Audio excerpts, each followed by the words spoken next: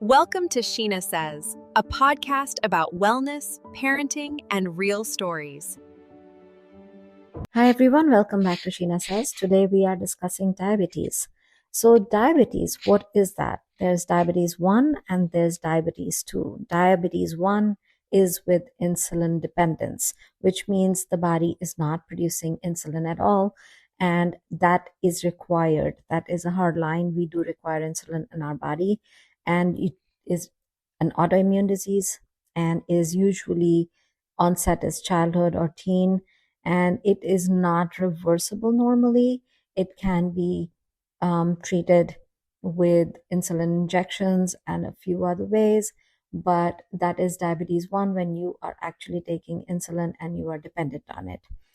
There is a fast acting insulin and there's a slower acting insulin that people are now being taken, and they can monitor their sugar levels that way. Type 2 diabetes, however, is metabolic, lifestyle, and a hormonal disease where the body is still making insulin, but there's insulin resistance, what they call it, or the pancreas is working overtime. And usually that is an adult onset, and it is often reversible and controllable and completely curable as long as you're willing to understand the basic concept behind sugar. So it's not sugar that is the problem. It's what you're eating and how much of it you're eating. So the body requires carbs, fat, sugar, as well as protein for a complete balanced meal. However, if you're consuming more than what you are actually using, that's going to start adding up because it gets stored, and that sugar, which is fuel for your body, does not get used. If it is not going to get used, it will have sugar spikes, and that's what they call insulin resistance. Now, what is it going to be? How is the diabetes type 2 normally handled by the doctors? Is you're prescribed metformin. You start with 1000 mg or 500 mg, and then they build it up to 2000 mg per day.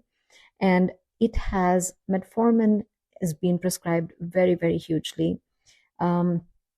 Along with then you introduce Jardiance, and then nowadays Ozempic is very, very popular.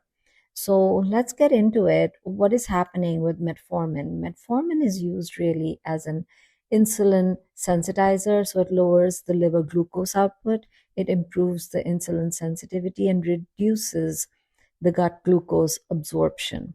However, it is not free of side effects, and they clearly mention that to you: diarrhea, bloating, a leaky gut, B12 deficiency, which is very common, fatigue, neuropathy is also extremely common, and lactic acidosis is rare but serious. And then there are certain truths about metformin that each individual experiences those results differently, but fatigue is a very common result as well. Now, this is the truth that nobody talks about, that sugar is a very simple ratio: sugar in, sugar out. Now, if you are consuming as much sugar as your body requires, then you're not going to have glucose spikes. However, if your intake, food intake, carb intake is higher than what you need, then that is going to stay in your system and appear as a glucose spike. Now, there's another way that they measure glucose, and that's with the A1C, which is also highly, highly debated these days. They're saying the A1C is not really a good measure of seeing how your pancreas is really performing, only because the A1C is actually how they use the A1C for measuring is how much glucose sticks to your hemoglobin in red blood cells over 3 months. However, the problem is that the A1C is not a reliable measure since the red blood cells only live for 120 days, and everybody's glucose exposure is not even and not stable. There are other things that distort the A1C, which is anemia, iron deficiency, B deficiencies, kidney or liver diseases. It varies by ethnicity and genetics. So having any recent illness will, distorted pregnancies, high spikes, low spikes. So really, the people who have the same A1C can have very different glucose spikes as well. So just relying on A1C is very old fashioned. It's old news. They are contesting it in today's times. There's much more information and data available. So the big criticism, the latest thinking is that the A1C misses the glucose variability and the spikes. So that is actually what really is considered diabetes, is the glucose spikes, and that needs to be measured on a daily basis, fasting and non-fasting. What are your numbers like? Where are your numbers landing? So that is going to tell you the true picture of what is happening. So the CGM, I feel, is the gold standard.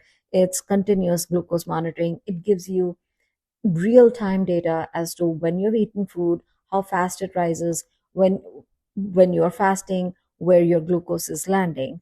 So my advice to people who are on metformin or Jardiance is that you have to understand that your food, as it goes in, it converts into sugar over a period of time, and you will see the spike. So if you're looking to lower your glucose levels, you have to understand that that has to be burnt off. A real quick trick: go up and down the steps 5 times after eating. Trust me, you will see your numbers come down.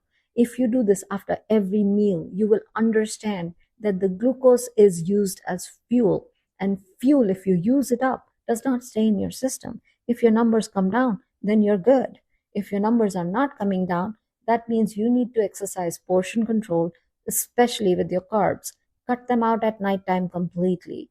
Use the carbs in the morning for getting the fuel that you need to get, and then burn it, burn it, burn it.